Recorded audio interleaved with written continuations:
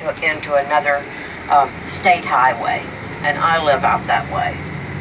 Now, this is River Oaks. On the right, this very first house that you see is one of the smallest. That belonged to John Connally, who was in the car with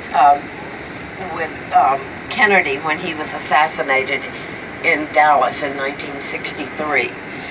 And so John Connally and Nellie, his wife, moved there after he retired. He was our state governor.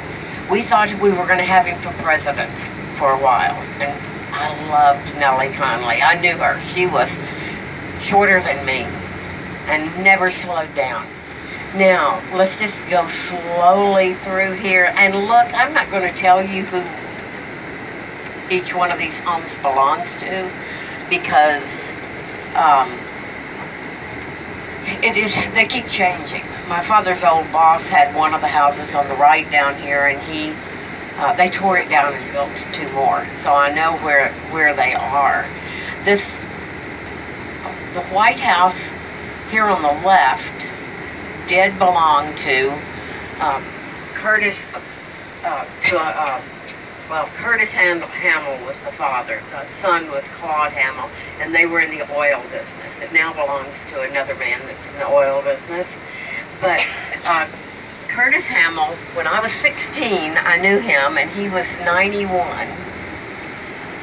So that was a few years ago, about 1965 or so, 63.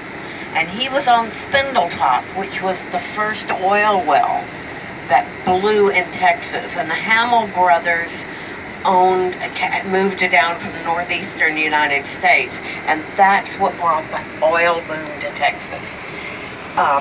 Houston was already set up as a banking center, so all the money came here, and you probably got less for oil than you did for water back then in Beaumont, Texas, about 90 miles west. And we can go on and down. So we're just going to gaze at these houses as we go down.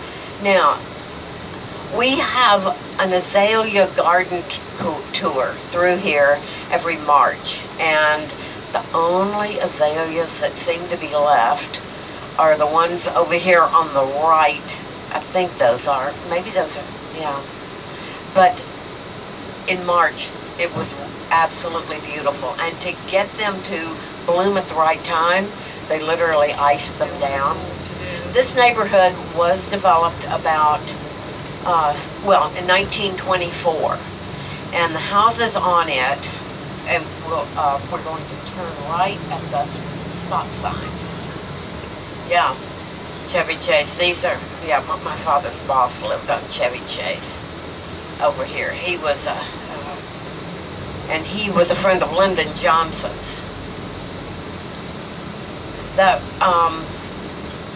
I don't want to turn the bus, so if there's nobody behind us, we'll hover at the stop sign for a moment. Straight ahead is the Country Club, and some of the most powerful people in the world have come there. The house right here on the left is new. I mean, well, it's 20 years old, but they just tear them down and start over.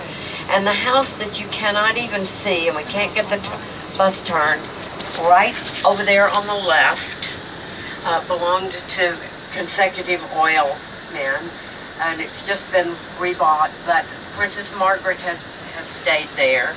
Lynn Wyatt was the one that owned it for the most part, Cullens and then the Wyatts, and